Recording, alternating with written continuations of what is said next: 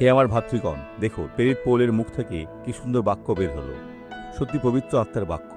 2 থিসলনিকীয় 1:3। হে ভাতৃগণ, আমরা তোমার নিমিত্ত সর্বদা ঈশ্বরকে ধন্যবাদ দিতে বাধ্য, আর তাহা করা উপযুক্ত। কেননা তোমাদের বিশ্বাস অতিশয় বাড়িতেছে।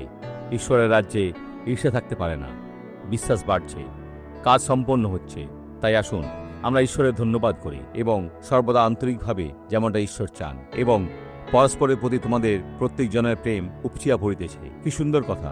থিসলনিকীয় মণ্ডলী কি চমৎকার ছিল! আহা, আজকাল যদি সবখানে এমনটা থাকতো। থিসলনিকীর মতো একটি মণ্ডলী, এমন একটা মণ্ডলী যা প্রার্থনা করত, যা ভালোবাসত এবং ঈশ্বরকে ধন্যবাদ দিত, আর যেখানে ঈশ্বরের প্রশংসা করা হতো। আপনি কি জানেন এতে ঈশ্বর কতটা সন্তুষ্ট হন? কিন্তু যখন ঈর্ষা, দ্বন্দ্ব, মিথ্যা ও প্রতারণা থাকে, তখন তা তাকে অসন্তুষ্ট করে, তা ঈশ্বরকে ব্যথিত করে। ব্যভিচারের এবারে কি বলবেন? ও, একথা তো বলবেনই না। এর ফলে ঈশ্বরের রাজ্য থেকে বহিষ্কার করা হয়, যেমনটা 1 করন্থীয় 6:10 লেখা আছে, যদি না তারা সত্যি অনুতাপ করে।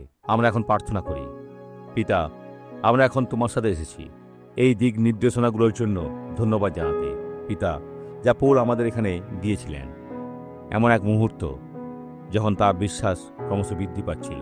তারা ঈর্ষান্বিত ছিল না, পিতা, এবং তাদের ভালোবাসো। হে আমার প্রভু, আজ ঈশ্বরের প্রতিটি পরিবারে এটি বহুগুণে বৃদ্ধি করো তোমার মহিমার জন্য। আমেন। আপনি আশীর্বাদ প্রাপ্ত হন।